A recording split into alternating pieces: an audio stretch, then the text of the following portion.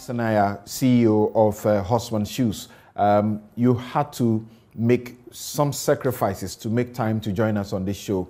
Thank you so very much. Now, as we understand, you are in one of your factories right now.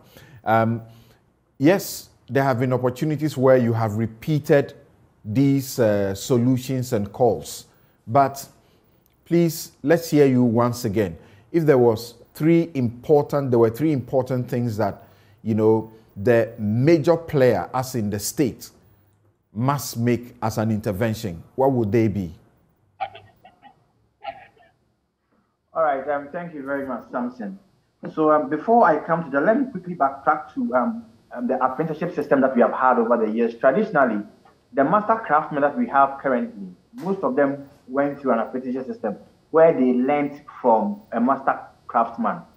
Over the years, most of them have left the industry, be it shoemaking, mechanic, carpentry, or even tailoring, simply because after being in the space for so long a time, it didn't happen for them.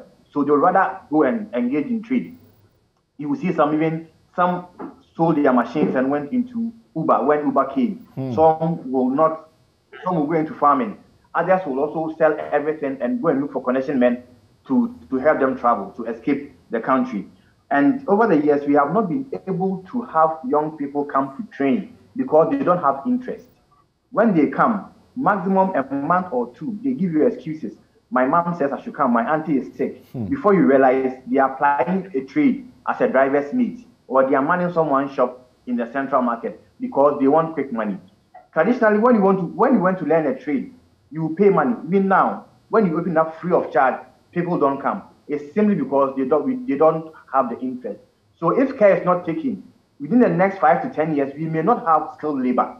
Reason you would have skilled labor being imported from Togo, Benin, and Nigeria, especially people in the fashion industry and even in construction industry, yes, because we are running out of skilled labor.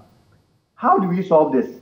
There have been a lot of intervention programs. I am aware of the Ghana Skill Development Fund, then the GSDF. They provide funds for skill training. And you also have some of the development agencies. GIZ has also done well in that area, Ghana Enterprise Agency and other governmental agencies. But the issue is it has always been fragmented. I think we have to have a deliberate and one big policy where every activity will feed into that this is where you want to go. We have to choose even our competitive advantage area. For instance, fashion now, sewing is now a big deal. So how do we make it a concerted effort, a deliberate effort to employ a lot of people to equip and build the capacities of our local tailors, our local shoemakers to compete favorably. Right. Other than that, all the interventions will feed through the basket because, like I said, it is so fragmented.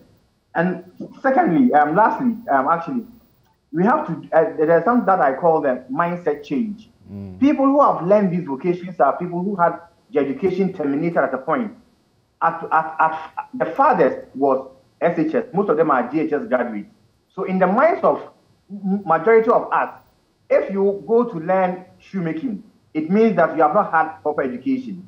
So not until we change that mindset from parents to students to the entire Ghanaian society, we will not attract quality of people to come into the vocational and technical space, lest they will be targeted that they could not make it to the grammar schools. Right. You know, so that mindset approach is also very, very important. And we have to retool and retool and rebrand the technical and vocational training institute to attract the best of students, not necessarily people who couldn't make it to their first choice schools. Okay. Right. Having said that, finally, yes. Finally, small businesses also need support in terms of finance and access to markets. When these things, like I said, if we plan it properly, I think that we'll make a headway, or else it will still remain a talk shop. Thank you very much. Thank you very much.